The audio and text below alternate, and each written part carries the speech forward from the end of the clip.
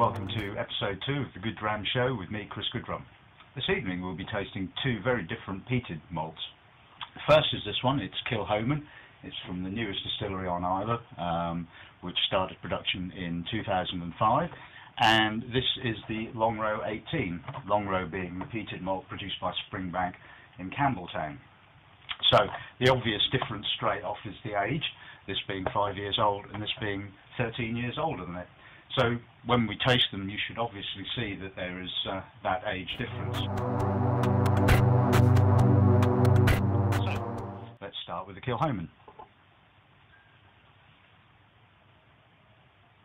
Well, first thing you notice on the nose is that it is youthful. It has some quite high-toned character and also some nice gristy honeyed moments, but it's the fairly moderate peat that seems to be taking the centre stage on this one. Incidentally, not so long ago I had a vertical tasting of the Kilchoman, starting with the new make spirit and going up to this one, which is the oldest one that they've released to date.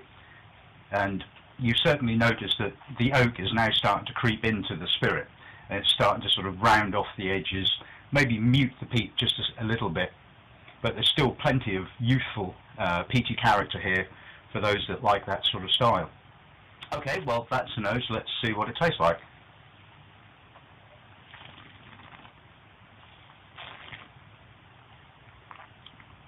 Yep, well it has indeed got that nice youthful peaty intensity, but there's also some lovely soft white fruit, and again, like on the nose, there's the slightly honeyed gristy little bits that are floating around, and it certainly dries. You've got a very coastal finish to it, and yes, again, not sort of a peat monster like say Optimal for example, but certainly a pleasant degree of peat which all you peat files will quite enjoy.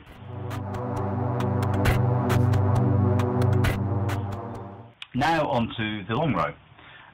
The thing with Longrow is that it's fairly subtly peated. It tends to have more of an earthy kind of peat character as opposed to the slightly medicinally iodine character that you get with, say, Ardbeg and Lafroig. So that's what I'm kind of expecting and on the nose. So shall we see? Well, in actual fact, it's actually quite shy. You would expect sort of Longrow to be a lot more robust, and this is actually quite light in character. Yes, there is a little bit of peat, but it's actually more moving in the sort of the medicinal kind of way, although there is a slight earthy kind of nuance to it.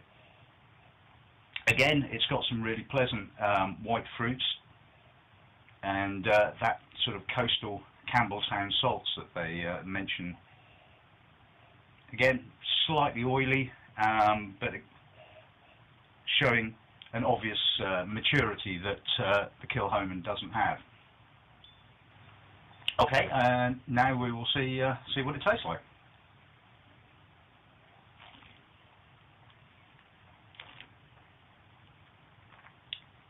Well, as expected, it certainly does show some more maturity than the Kilchoman.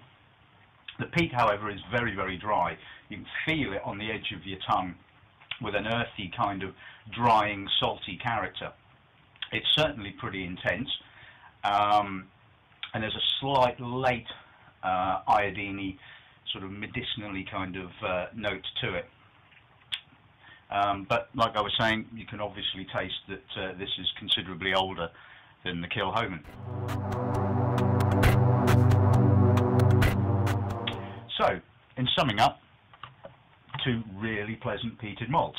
Obviously, the Longrow is more expensive than the Kilchoman, obviously because of the extra age and maturity of this particular malt.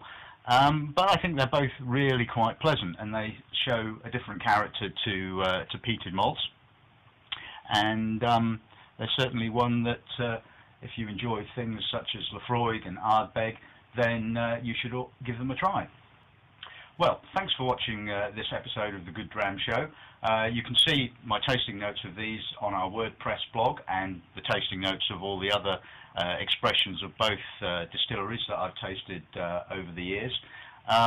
So please give them a look, and don't forget, if you're interested in purchasing one, you can get one from our website, Gauntleys.com.